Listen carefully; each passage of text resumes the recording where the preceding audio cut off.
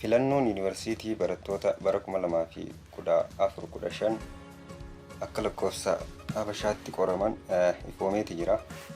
Yuunivarsiitii kana akkamitti filanna kan jedhuun isinitti agarsiisa jechuudha. Kana fakkaata. Admission nambariin ni jira. Admission nambariin barataa jira. Maqaan ni jira. Gender ni jira jechuudha. Phone ni jira. Email kana guunna jechuudha. Yuunivarsiitiin itti barbaanne kana filachuudhaaf maal goona? Asirratti lakkoofsa kenninaaf jechuudha. Lakkoofsa tokko fakkeenyaaf kana lakkoofsa tokko irratti filachuu barbaadde tokkoon jaanii. Kana lakkoofsa 5 irratti filachuu barbaadde 5 jaanii. Kana lakkoofsa lammaffaa irratti filachuu barbaadde 2 jaanii.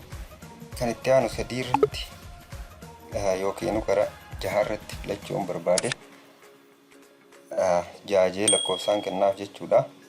Bifuma kanaan akkanatti asirraa kaasnee yuunivarsiitota gara 40tu jiru. Isaan kana hunda filanna jechuudha. Maali rakkoon jiru?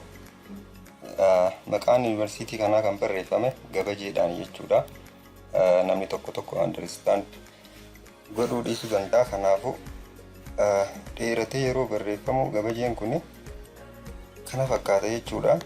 Fakkeenyaaf Adaamaa Saayinsii Teknooloojii Yuunivarsiitii and Teknooloojii Yuunivarsiitii ja'a astuu jaameeti barreeffama.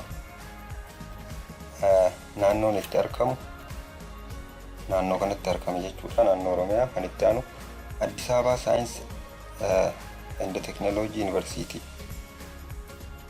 filachuu yoo barbaanne abbreviyeeshiniin achitti itti barreeffamee jiru kana fakkaata. Riijinii itti argamu asitti kaa'eeti jira. Bifuma kanaan yuunivarsiitii hunda Amboo Yuunivarsiitii AU jaamteeti barreeffamti jechuudha. Arbaa Minch Yuunivarsiitii, Arsii Yuunivarsiitii, Asoosaa, Bahar Daar, Bongaa Yuunivarsiitii, Booranaa Yuunivarsiitii, Bulee Horaa Yuunivarsiitii, Dabaarq Yuunivarsiitii iddootti argamu kaa'eeti jira. Gabajeen isaatis kana fakkaata. DKU jaamee kan barreeffame kana jechuudha. Naannoon itti argamu naannoo Amaaraatti Kattaanu Dabra Biraan jee kaa'eeti jira. DBU naannoo itti argamu asitti kaa'eeti jira jechuudha.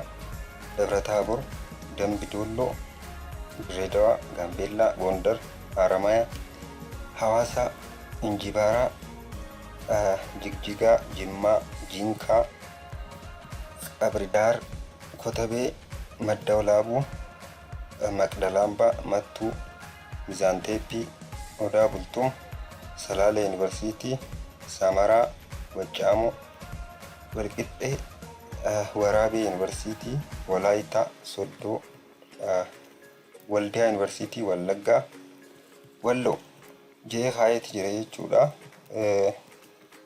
Kanaanii barreeffamee jira. Naannootti argamu wajjin kanatti asirraa argachuu dandeenya jechuudha. Tooftaan itti filannu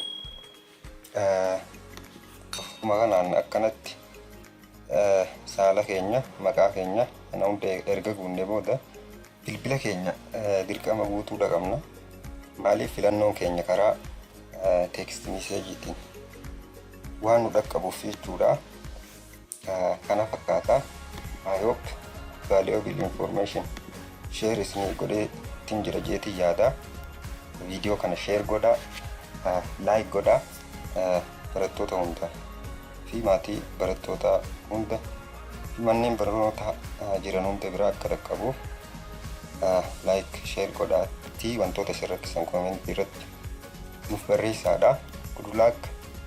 Viidiyoo itti aanuun haa wal agarru.